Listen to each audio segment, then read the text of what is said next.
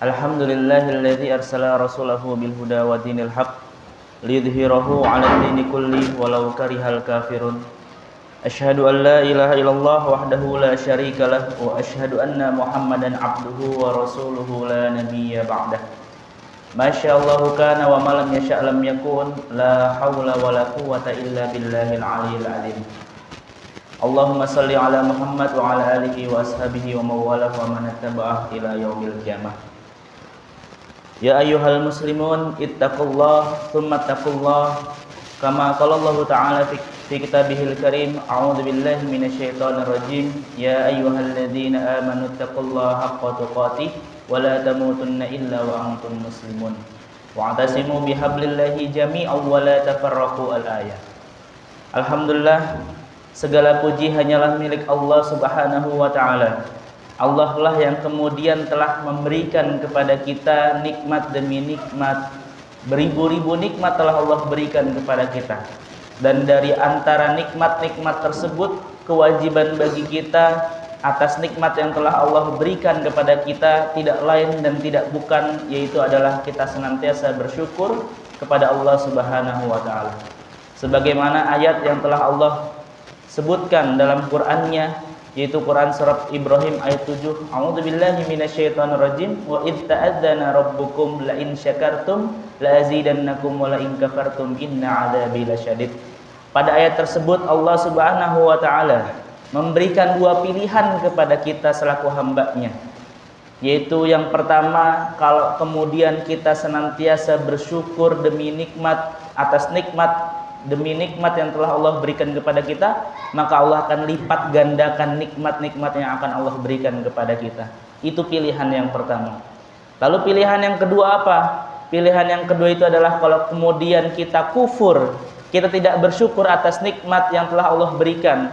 Nikmatnya sehat, nikmatnya duduk, nikmatnya kita berjalan, nikmatnya kita bisa menghirup udara sejuk dan lain sebagainya. Kalau kita tidak bersyukur atas nikmat tersebut, maka apa kata Allah?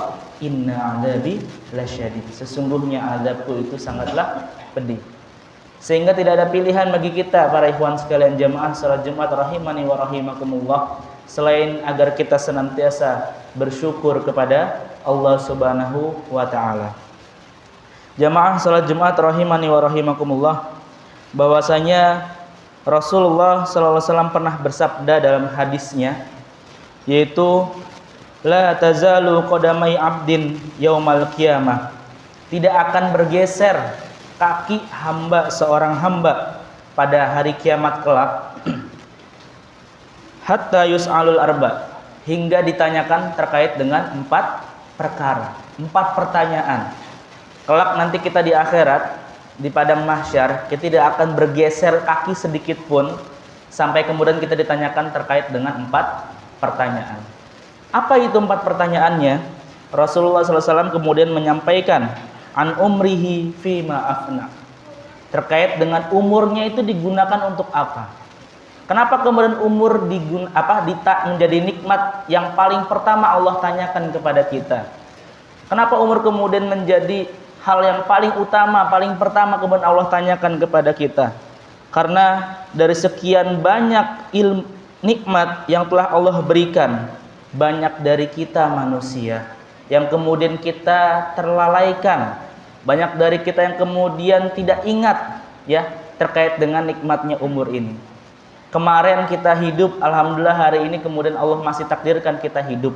Apakah kemudian kita telah mensyukuri nikmat hidup kita hari ini?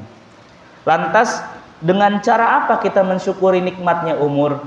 Ya, padahal dalam kitabnya Ibnul Qayyim, dalam kitab Alamatul Maut, Imam Ibnul Qayyim menyampaikan bahwasanya mati itu tidak harus tua, mati itu tidak harus sakit, maka jangan sampai kita terlena dengan usia, dengan nikmatnya usia-usia yang telah Allah berikan kepada kita. Sehingga kita harus tahu nikmatnya umur yang Allah berikan ini itu agar apa? Ya, apa yang Allah inginkan dari nikmatnya umur yang telah Allah berikan kepada kita? Setidaknya ada 2 jamaah salat Jumat rahimani wa rahimakumullah. Ada 2 yang Allah inginkan dari nikmatnya umur yang Allah berikan kepada kita. Yaitu apa? Yang pertama dari nikmatnya umur yang telah Allah berikan kepada kita, yaitu agar kita senantiasa bertumbuh keimanan dan juga ketaatan kita kepada Allah Subhanahu wa Ta'ala. Dalam ayat-ayat kauniyahnya, dalam ayat-ayat kauniyah itu adalah tanda-tanda yang bisa kita lihat ya dalam bertambahnya usia kita. Biasanya uban mulai tumbuh banyak, penglihatan mulai kabur, pendengaran mulai berkurang dan lain sebagainya. Itu adalah tanda-tanda kauniyah. Sehingga dari tanda-tanda kauniyah tersebut, dari tanda-tanda yang kemudian bisa kita lihat apa yang Allah inginkan dari hal tersebut, yaitu adalah agar kita senantiasa bertumbuh keimanan dan ketaatan kita kepada Allah Subhanahu wa taala. Berkurangnya penglihatan kita agar apa? Agar kita kemudian mulai mengurangi penglihatan kita, ya, pandangan-pandangan kita terhadap hal-hal yang memang tidak Allah inginkan, hal-hal maksiat, hal-hal kezaliman. Kita mungkin mulai berkurang yang dulu ketika kita masih muda, ya, kita makan tidak ada pantangan, apa aja itu kita makan. Akan tapi ketika bertambahnya umur, ya, mulai ada beberapa pantangan-pantangan makan. Agar apa? Yaitu agar kita tidak berlebihan dalam makan, agar kita kembali mensyukuri nikmatnya sehat yang dulu dari muda, dari kecil kita telah rasakan, akan tapi kita kemudian lalai. Sehingga yang Allah inginkan dari nikmatnya umur yang Allah berikan ini, yaitu diantara yang pertama itu adalah agar kita senantiasa bertumbuh keimanan dan juga ketaatan kita kepada Allah Subhanahu wa taala. Itu yang pertama. Apa yang kedua? Yang kedua itu adalah dari nikmatnya umur yang Allah berikan kepada kita, yaitu tidak lain dan tidak bukan agar kita, Allah memberikan kesempatan kepada kita agar kita senantiasa bertaubat kepada Allah Subhanahu wa taala atas dosa-dosa yang telah Allah berikan. Inilah keistimewaan yang Allah berikan kepada kita umatnya Nabi Muhammad sallallahu alaihi wasallam. Karena apa? Karena umat-umat terdahulu, umat-umat sebelum daripada Nabi Muhammad sallallahu alaihi wasallam, ketika mereka berbuat dosa, yaitu adalah azabnya itu langsung diberikan, seperti halnya azabnya umatnya daripada Nabi Nuh alaihissalam, ya, azabnya kepada kaum Lut dan lain sebagainya. Azab itu langsung. Akan tapi Allah spesialkan umatnya Nabi Muhammad SAW.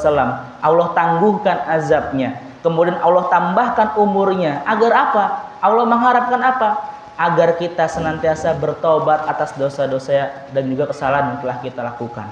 Sehingga jangan sia-siakan para ikhwan jamaah salat Jumat rahimani wa rahimakumullah. Dalam detik kehidupan yang telah Allah berikan ini, itu adalah kesempatan dari Allah Subhanahu wa taala agar kita kemudian bertaubat kepada Allah Subhanahu wa taala atas dosa-dosa yang telah kita lakukan. Kemudian pertanyaan yang kedua yang akan Allah tanyakan pada kita, yaitu adalah wa an syababihi fi ma abla, yaitu adalah masa muda kita itu dihabiskan untuk apa? Dalam menurut seorang alim ulama Muhammad Fawzil Adim, yang beliau itu adalah seorang pakar parenting, beliau menyebutkan bahwasanya konsekuensi seorang syuban, konsekuensi seorang pemuda itu ada dua setidaknya. Yang pertama, kalau seorang syuban, seorang pemuda itu mau dibina, mau mempelajari agama Islam, mau memperdalam agama Islam, maka Allah akan jadikan ia, ya, Allah akan jadikan ia kemudian memaksimalkan potensi-potensi yang ia miliki itu dalam bentuk ketaatan, yang itu akan kemudian menyelamatkan kelak dia di akhirat.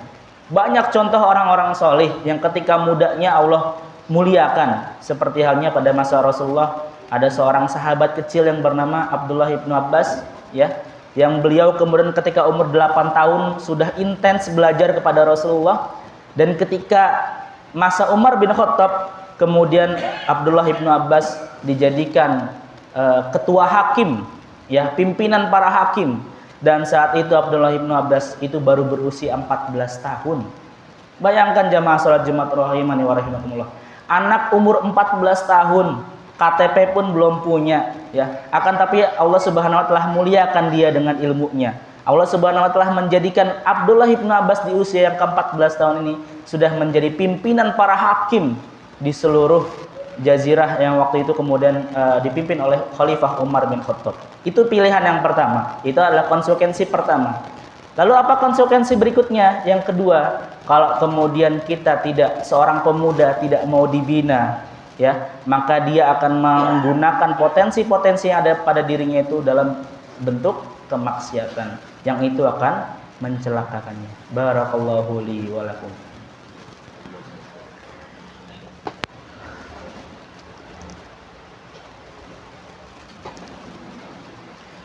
Alhamdulillahilladzi arsala rasulahu bil huda wa dinil haq liyudhhirahu 'alad dini kullihi walau karihal kafirun.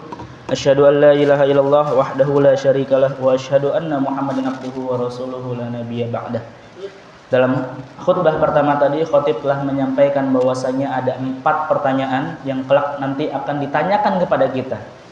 Yang setidaknya kita saat ini mendengarkan, kita fahami, kemudian kita persiapkan untuk menjawab pertanyaan tersebut yang tidak akan terlewat daripada pertanyaan yang akan ditanyakan kepada kita. Yang pertama tadi itu adalah umurnya digunakan, dimanfaatkan untuk apa? Apakah untuk ibadah? Apakah untuk hal-hal yang sifatnya ibadah kepada Allah? Ataukah untuk sebaliknya? Kemudian yang kedua, masa mudanya itu digunakan untuk apa? Dihabiskan untuk apa? Kemudian yang ketiga yaitu adalah wa ilmihi bima yuntafa'u bi, yaitu adalah ilmu yang kita miliki ini dimanfaatkan untuk apa? Apakah untuk beribadah kepada Allah Subhanahu wa taala ataukah kemudian membuat orang-orang lain kemudian memperbadahi kita, kemudian kita menjadi sombong ya atas ilmu yang kita miliki. Itu pertanyaan yang ketiga. Kemudian pertanyaan yang keempat, wa malihi min aina iktasaba wa bima anfaqta. Itu adalah hartanya itu diperoleh dengan cara apa dan dihabiskan dengan cara bagaimana. Kalau kita perhatikan 3 pertanyaan pertama ya, yang pertama umurnya dihabiskan untuk apa? 1 pertanyaan. Kemudian masa mudanya digunakan untuk apa? Yang ketiga kemudian apa tadi, ilmunya dimanfaatkan untuk apa? Akan tapi untuk yang keempat ini soal harta itu Allah tanya 2 hal. Ya, yang pertama mendapatkannya itu bagaimana?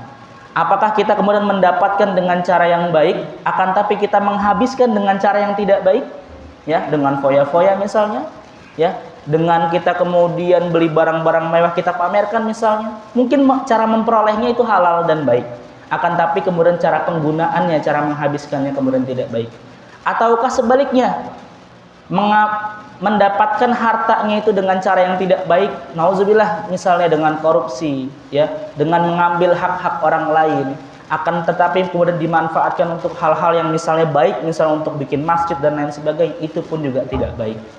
Sehingga para ikhwan sekalian, mari di Jumat yang mulia ini menjadi muhasabah bagi kita semua, apakah kemudian umur yang telah Allah berikan kepada kita ini telah memenuhi keinginan dari Allah Subhanahu wa taala tadi. Mari para ikhwan sekalian, jamaah salat Jumat rahimani wa rahimakumullah, mari kita berdoa kepada Allah Subhanahu wa taala, kita tundukkan diri kita serendah-rendahnya di hadapan Allah Subhanahu wa taala.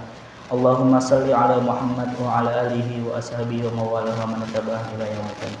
Ya Allah ya Rahman ya Rahim, apabila ada di antara kami yang hadir di tempat ini ya Allah dengan membawa berbagai masalah-masalah dalam hidup kami ya Allah, izinkanlah kami keluar dari masjid-Mu ini, dari tempat mulia-Mu ini, tidak lain dan tidak bukan dengan membawa kemudahan-kemudahan dari-Mu ya Allah.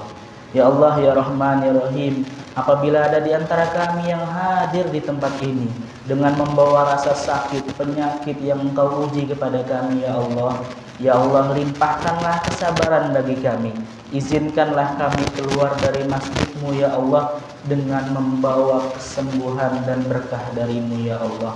Ya Allah ya Rahman ya Rahim, apabila di antara kami ada yang membawa hutang piutang dan lain sebagainya, kemudian itu menjadi masalah bagi kami ya Allah, izinkanlah kami, mudahkanlah kami keluar dari tempat ini dengan berbagai kemudahan-kemudahan dari-Mu ya Allah.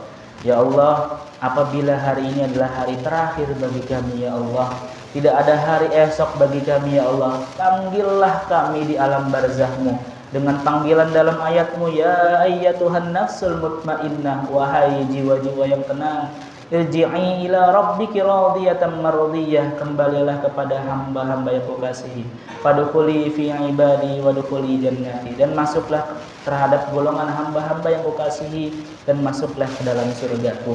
Rabbana atina fid dunya hasanah wa fil akhirati hasanah wa qina adzabannar. Subhana rabbika rabbil izzati amma yasifun wa salamun alal mursalin walhamdulillahi rabbil alamin. Aqimissalam. Allahu akbar.